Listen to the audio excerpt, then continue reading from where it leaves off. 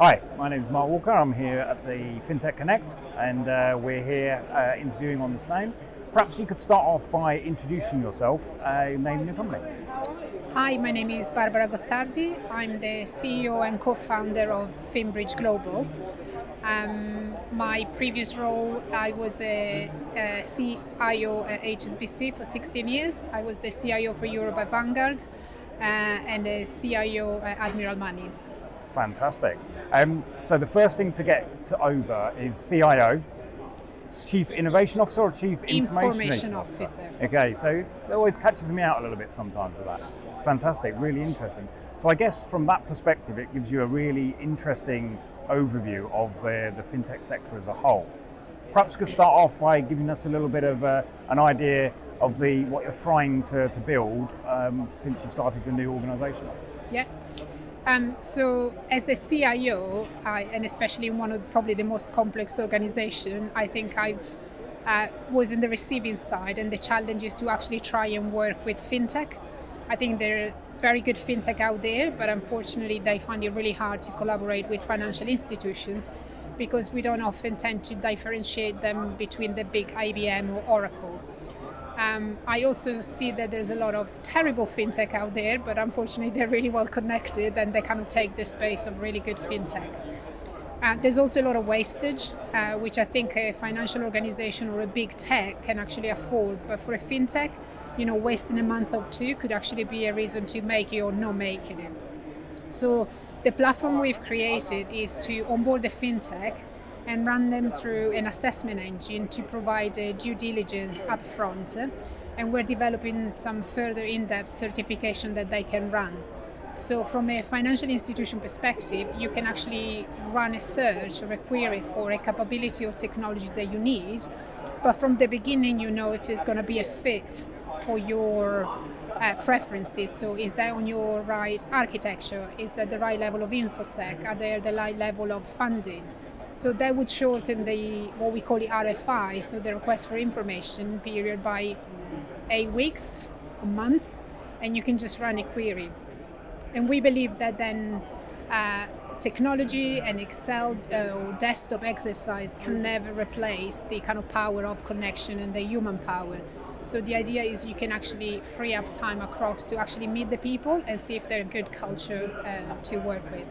Okay, so it's a bit like a dating system for fintechs and banks. It could be your Tinder in the financial institution if you are on that. Absolutely.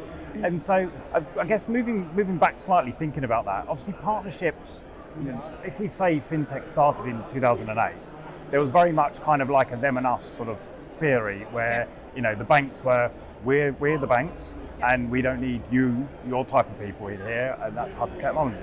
And the fintechs were very much conflicting and trying to play against them. We've probably seen in the last sort of 3 years a bit more of a community sort of ecosystem build up where they realised they both need each other. Is that kind of the reasoning why now was the right time to launch this platform? Yeah, and I think that's exactly what we say. We think the banks, the financial industry really moved from build to buy. And that's due to high competition and to reduce the running cost. But we still think there's a real challenge on how to partner. So some financial institutions do still treat fintech as third party, keep them at an arm and a length, and that will never work. What we're actually suggesting is true partnership, where you actually work together and work, as an extension of your team. So one of the things we said, we don't think you need to be the best, but you need to be the best fit. And the best fit could be from an organization perspective, a culture perspective, architecture, InfoSec, and anything there. But really we encourage to value the power, the human power, the power of connection, and a certain level technology is more or less the same, but it's actually the people that makes the difference. Yeah, I guess it's an interesting question. The term partnership maybe means different things to different people. How would you define partnership in terms of what you're facilitating? So it's a really interesting question, because I was talking about someone where they thought partnership, I was doing the work and they were getting the equities, and for me that's not a partnership. So a true partnership is where there is a vested interest, but it's on both parties, but there's also a vested effort, and there's a complementary skills, and you all trying to do the same thing, and you've got a vested interest for the success. But there needs to be a bit of a equal effort on both sides or multiple sides. Yeah, like a win-win situation would like be a an marriage. Yes. Yeah, exactly. Yeah. Okay, interesting.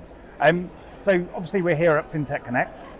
What sort of trends have you been seeing in regards to fintech partnerships over the last year or so? So it's quite interesting. I was a fintech talent a couple of weeks ago, and I thought there was a lot about ID and KYC solutions, while I think in Fintech Connect here I see much more about payments. So I'd say those are definitely two strong streams. And AI is a big thing, but I think we just need to be careful. It's not going to become the ESG greenwash, and I think really to be clear what AI is and what it can do. I think we've had a big things about ChatGPT, but again, I think like all technology, you need to find the right usage of it. Could be really powerful and could be really detrimental as well. Yeah. I think that was going to lead on to my final question actually, with what we should be looking at for next year and beyond. And I think everyone's going to say AI to that question. I guess what I'm more interested in is what specific challenges of AI you kind of touched on there. What do you think the challenges with AI going into next year are going to be?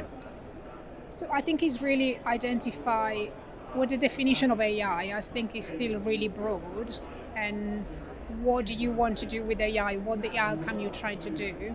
I think there's, as usual, people scared that they're going to take, people's job away and you end up running a company on AI. I'm not convinced about that. It's similar to what you said before, the fintech are going to take over the bank. And I'm like, they're not. I mean, running a bank, it takes years of experience and regulation and something like that. The fintech are not interested. And I think it's similar for AI. There's certain things they do really well, and they should do, and actually free up time and jobs that probably humans shouldn't be doing. But I think they still are, need to be configured by human, and you still need the human intelligence to drive that. Yeah, fantastic. Thank you so much for joining us here at Fintech Connect. Pleasure. Thank you for having me. Thank you.